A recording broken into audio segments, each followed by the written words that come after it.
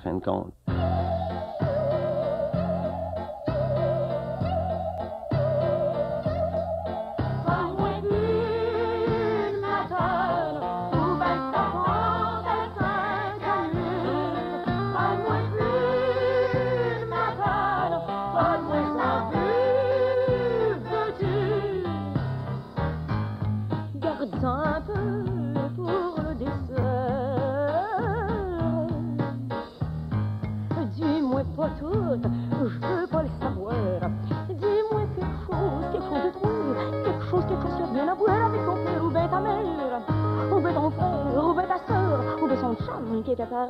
Avec la fille qui avait pas de dents, du temps que ton père louait un champ, du genre de la Bruge dans le 5e rang, qui était elle-même la demi-sœur du 3e lit par le cousin de ton oncle ami qui est en Afrique.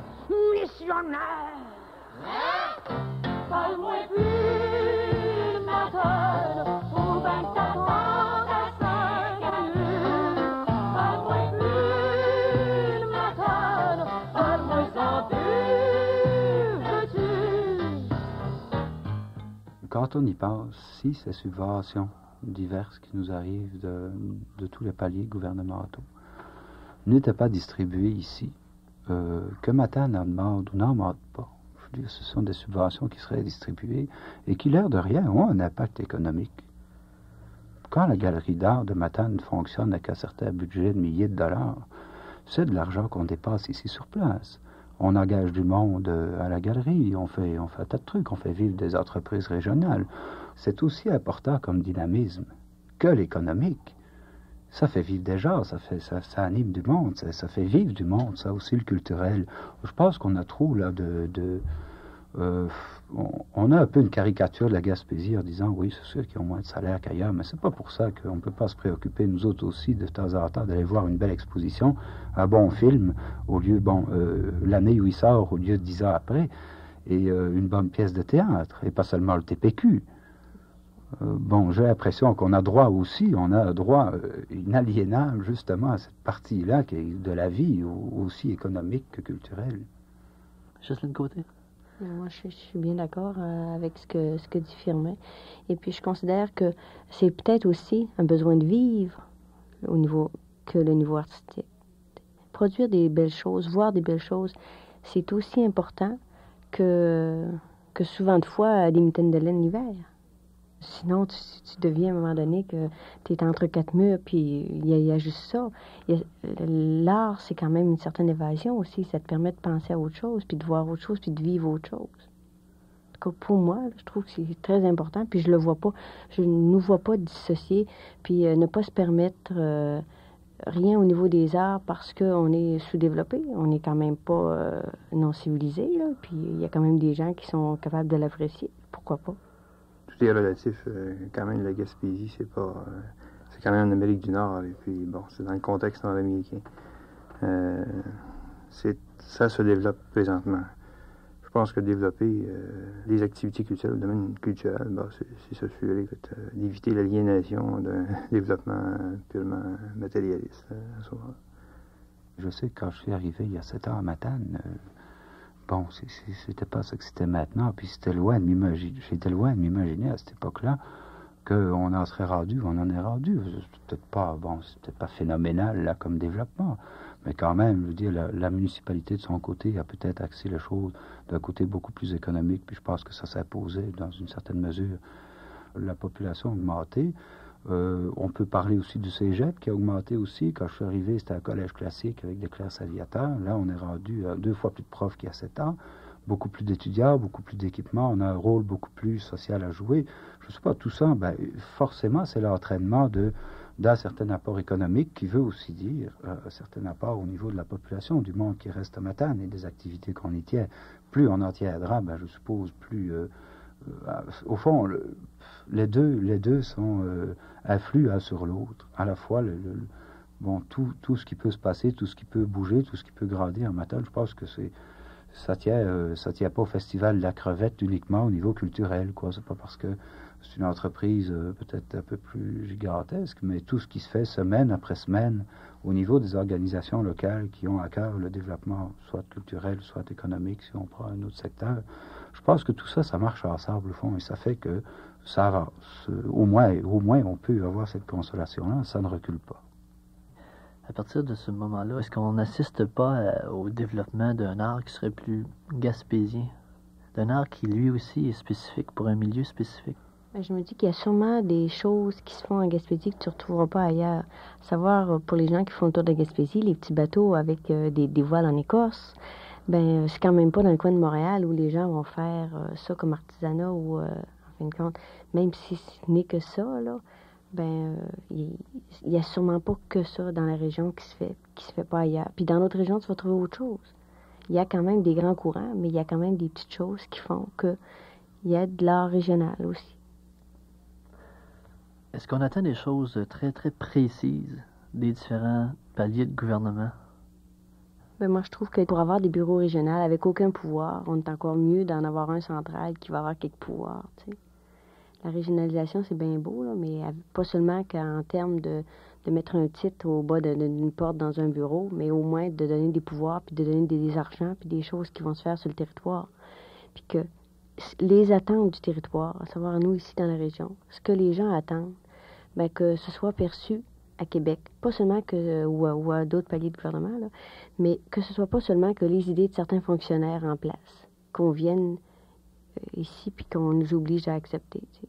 On vient de sortir d'une série de 8 colloques au Conseil de la culture, là, et puis les attentes étaient quand même assez fortes. Les gens voulaient beaucoup de diffusion, se plaignent de ne pas avoir de point de diffusion autant en artisanat que à bien d'autres niveaux. Là. Ça, c'est quelque chose de bien fort. Les chansonniers voudraient pouvoir s'exprimer aussi dans la région.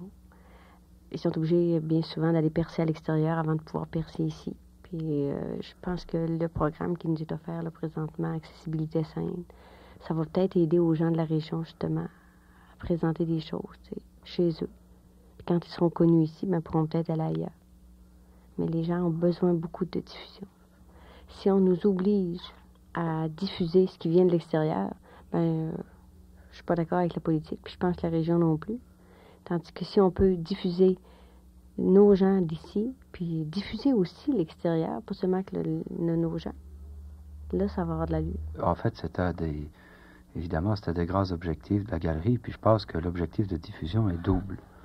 Il est double, puis il est indispensable des deux côtés à la fois. C'est que d'un côté, il faut absolument qu'on amène ici des expositions qu'on n'aurait pas l'occasion d'avoir si on n'avait pas un organisme subventionné comme nous autres, on en a mis un sur pied. C'est-à-dire que, je prends juste un exemple qui me vient vite en tête, la sculpture rituelle de l'Afrique noire. Si on ne l'avait pas présentée à la Galerie d'art de Matane, qui est une exposition du Musée des Beaux-Arts de Montréal, donc une exposition itinérante qu'on a reçue ici, je pense que si la galerie ne l'avait pas présentée à Matane, sur les 1200 Matanais qui ont défilé à la galerie, il y en aurait peut-être 20 qui auraient été la voir à Montréal, qui seraient déplacés pour aller voir l'exposition en question.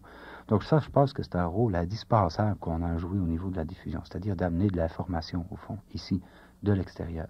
Et d'autre part aussi, ce dont parlait Jocelyne, de donner la possibilité aux gens de la place, non seulement de se diffuser sur place, mais par un circuit de galeries et de musées privés que le ministère d'ailleurs consolide en fait depuis maintenant 1 an ou 2 et qui relativement marche bien. Là. Je pense que là aussi on a un instrument en main qui peut être d'une grande efficacité pour diffuser ce qui se passe dans la région à l'extérieur de la région. Mais il faut voir les deux côtés de la médaille là-dedans qui m'apparaissent aussi importants que l'autre. Mais pourquoi attendre que le gouvernement l'organise? Est-ce qu'on peut songer à d'autres circuits de diffusion? Je ne pense pas que ce soit jamais le gouvernement qui l'ait organisé. En tout cas, en ce qui concerne... Qui le finance, je pense que c'est un peu normal. Je veux dire, bon, on n'a pas M. Bronfman ici à Matane, ou son équivalent. Il y a un moment donné, là, je veux dire, il faut quand même être réaliste. On est dans une ville de 13 000 habitants.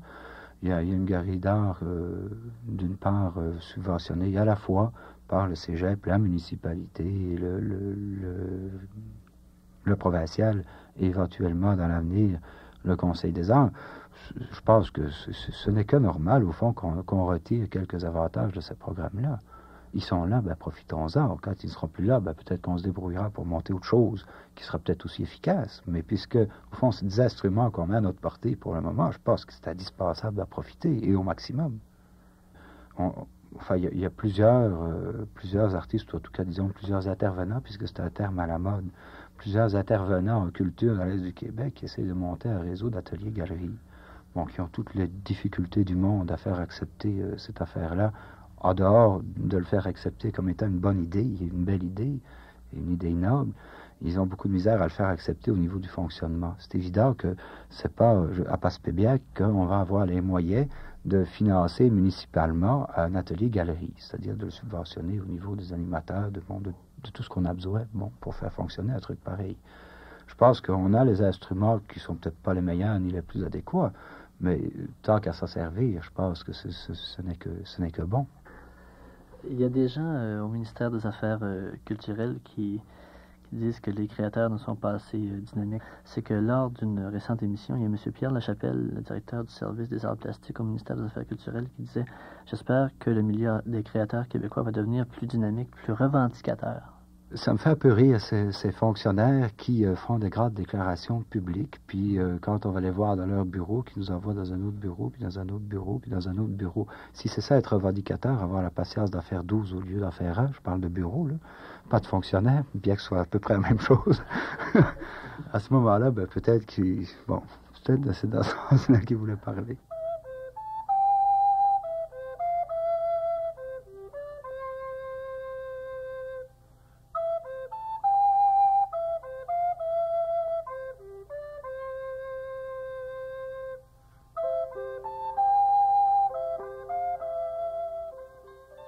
C'était la tournée d'été du Pont des Arts. Nos invités cette semaine étaient Pierrette Molaison, Jocelyne Côté, Michel Hébert, Firmin Firquet et Serge Otis.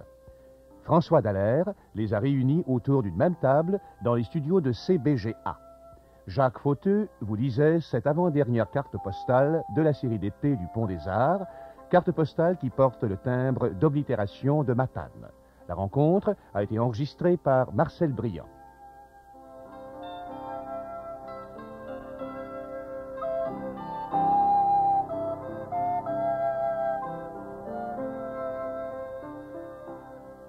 La régie à Montréal était assurée par Richard Julien.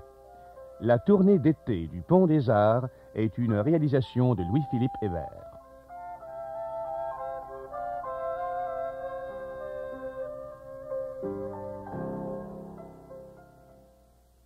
Je reçois un télégramme à l'instant. Veuillez prendre note, stop. Les textes de toutes les émissions de la présente série seront bientôt disponibles. Stop.